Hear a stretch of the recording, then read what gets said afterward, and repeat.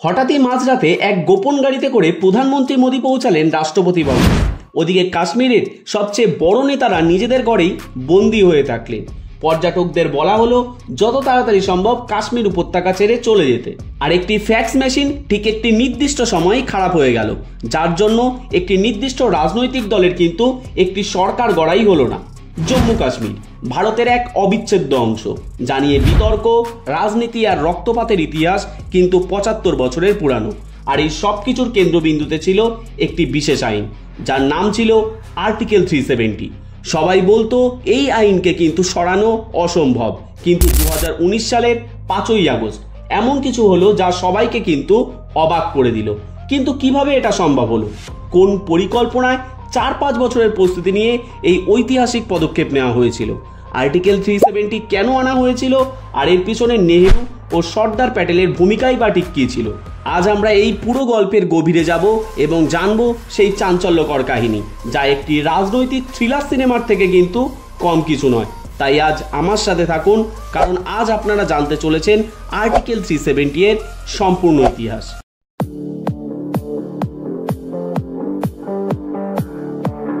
Chapter 1, article 370 এর জন্ম।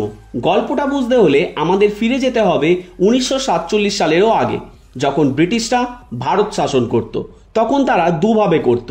কিছু এলাকা ছিল সরাসরি ব্রিটিশদের অধীনে, যাকে বলা হতো ব্রিটিশ ইন্ডিয়া, আর বাকিগুলো ছিল দেশীয় রাজ্য বা প্রিন্সলি স্টেটস, যেখানে কিন্তু দেশীয় রাজারাই শাসন করতেন, কিন্তু প্রতিরক্ষা, যোগাযোগ এবং বৈদেশিক নীতির মতো বিষয়গুলি ব্রিটিশদের হাতেই থাকত। 1947 সালে যখন ভারত স্বাধীন হলো, তখন এই 565 দেশীয় রাজ্যকে 3টি অপশন দেওয়া হলো। হয় ভারতের সাথে যোগ দিন, অথবা পাকিস্তানের সাথে, কিংবা নিজেরাই স্বাধীন থাকুন। সর্দার বল্লভভাই প্যাটেলের প্রচেষ্টায় সমস্ত রাজ্যই কিন্তু ভারতের সাথে যোগ দেয়, কিন্তু সমস্যা তৈরি হয় 3টি রাজ্য নিয়ে: জুনাগড়, হায়দ্রাবাদ এবং জম্মু অ্যান্ড কাশ্মীর। জুনাগড়ের দিকে যদি আমরা তাকাই, জুনাগড়ের নবাব ছিল কিন্তু মুসলিম, কিন্তু প্রজাদের অধিকাংশই ছিল হিন্দু। তিনি পাকিস্তানের সাথে যোগ দেওয়ার সিদ্ধান্ত নেন, কিন্তু প্রজাদের বিদ্রোহ এবং ভারতের চাপে শেষ পর্যন্ত কিন্তু গণভোট হয়, আর জুনাগড় ভারতেরই অংশ হয়। অন্যদিকে হায়দ্রাবাদের নিজাম কিন্তু স্বাধীন থাকতে চেয়েছিলেন। তিনি রাজাকার নামে একটি ব্যক্তিগত সেনাবাহিনীও কিন্তু তৈরি করেছিলেন, যারা সাধারণ মানুষের উপর অত্যাচার শুরু করে।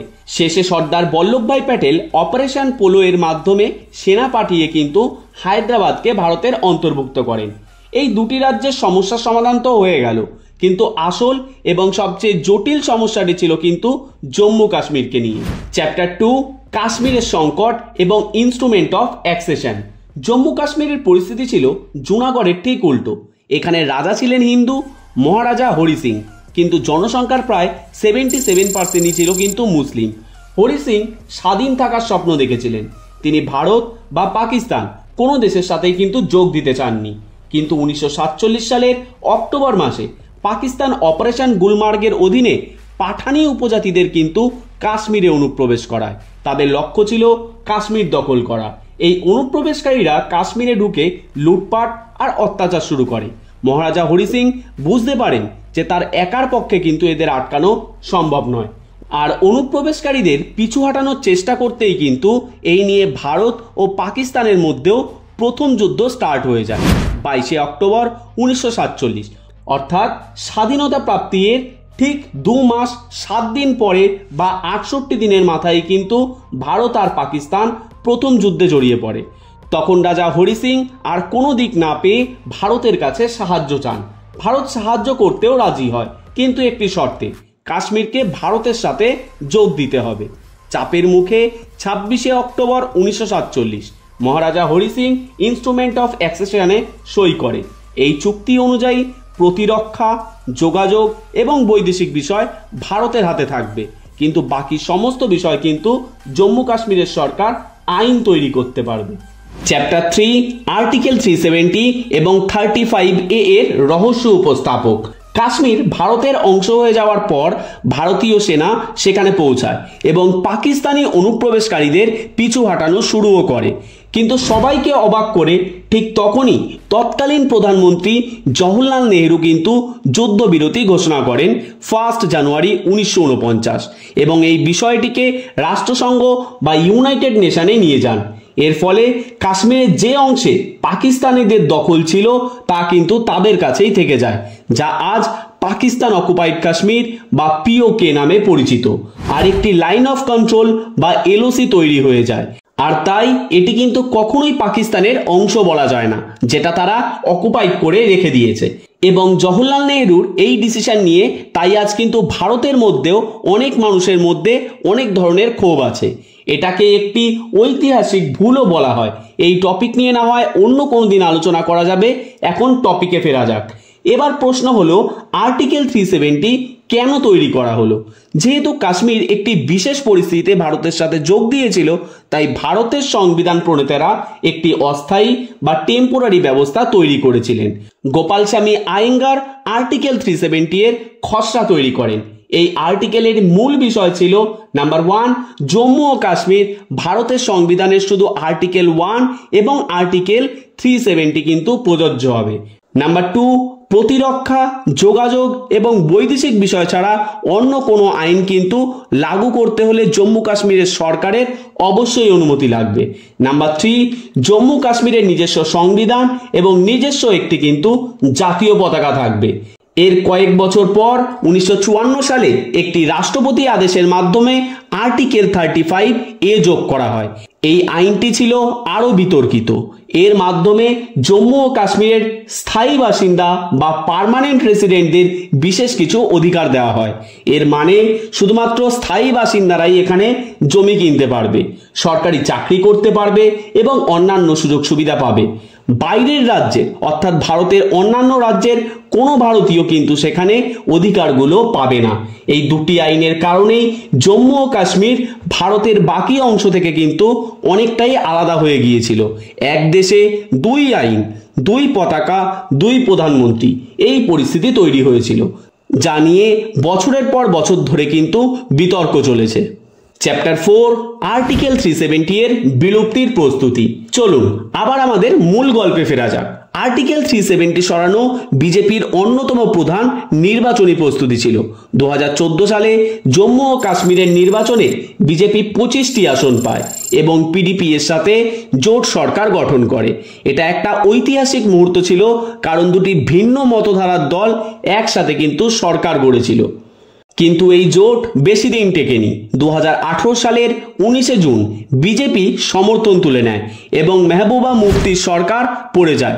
এর ফলে জম্মু কাশ্মীরে প্রথম রাজ্যপাল শাসন বা গভর্নর রুলস এবং তার 6 মাস পরে রাষ্ট্রপতি শাসন বা প্রেসিডেন্ট রুল জারি হয়। আর এখানেই লুকিয়েছিল কিন্তু আর্টিকেল 370 সরানোর আসল চাবিকাঠি। মনে করে দেখুন, আর্টিকেল 370 সরাতে হলে জম্মু কাশ্মীরের সংবিধান সভার অনুমতি লাগতো, কিন্তু এই সভা তো 1957 সালেই ভেঙে দেওয়া হয়েছিল। তাহলে অনুমতিটা দেবে কে? এখানেই মোদী সরকার একটি অসাধারণ আইনি পথের সন্ধান পায়। 2019 সালের জুলাই মাস থেকেই কিন্তু প্রস্তুতি শুরু হয়ে যায়। কাশ্মীরে অতিরিক্ত সেনা মোতায়েন করা হয়। 2রা আগস্ট অমরনাথ যাত্রা মাঝপথে থামিয়ে দিয়ে পর্যটক এবং তীর্থযাত্রীদের কাশ্মীর ছাড়ার নির্দেশ দেওয়া হয়। 4 আগস্ট রাতে ওমর আবদুল্লাহ, মেহবুবা মুফতির মতো বড় নেতাদের কিন্তু গৃহবন্দী করা হয়। পুরো উপত্যকায় ইন্টারনেট এবং মোবাইল পরিষেবা কিন্তু বন্ধ করে দেওয়া হয়। গোটা কাশ্মীর জুড়ে একটা থমথমে পরিবেশ সৃষ্টি হয়।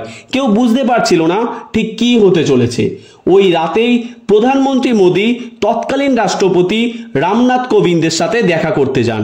পরদিন সকাল 5 আগস্ট 2019 যখন কেন্দ্রীয় মন্ত্রিসভার বৈঠক বসে, তখন মন্ত্রীদেরও কিন্তু মোবাইল ফোন বাইরে রেখে দিতে বলা হয়। এরপর সকাল 11টায় কেন্দ্রীয় স্বরাষ্ট্রমন্ত্রী অমিত শাহ রাজ্যসভায় পৌঁছান। চ্যাপ্টার 6, আইনি প্যাচ এবং ঐতিহাসিক ঘোষণা। অমিত শাহ সংসদে 2টি বিল এবং 2টি প্রস্তাব পেশ করেন, কিন্তু এর আগে রাষ্ট্রপতি একটি বিশেষ বিজ্ঞপ্তি জারি করেন। এই বিজ্ঞপ্তির মাধ্যমে আর্টিকেল 367 সংশোধন করে বলা হয় যে আর্টিকেল 370 এর জন্য সংবিধান সভা এর অর্থই হবে বিধানসভা। এবার খেলাটা বুঝুন। যেহেতু ওই সময় জম্মু কাশ্মীর রাজ্যে রাষ্ট্রপতি শাসন চলছিল, তাই বিধানসভার সমস্ত ক্ষমতা ছিল কিন্তু ভারতীয় সংসদদের হাতে। অর্থাৎ এখন জম্মু কাশ্মীরের বিধানসভার অনুমতির অর্থ হলো ভারতীয় সংসদের অনুমতি। সুতরাং প্রক্রিয়াটি দাঁড়ালো রাষ্ট্রপতি একটি আদেশের মাধ্যমে সংবিধান সভার অর্থ বদলে দিয়ে বিধানসভা করে দিলেন। অন্য আদেশের মাধ্যমে যেহেতু বিধানসভা ভেঙে দেওয়া হয়েছে, তাই তার ক্ষমতা কিন্তু সংসদের কাছে চলে যায়।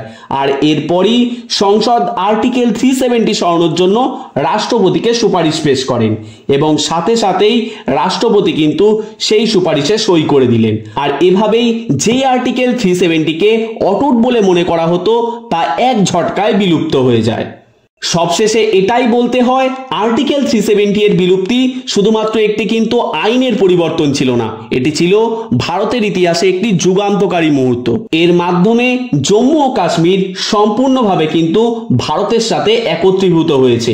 এর আগে কিন্তু জম্মু কাশ্মীর ভারতের সম্পূর্ণরূপে অবিচ্ছেদ্য অংশ হিসাবে ছিল না।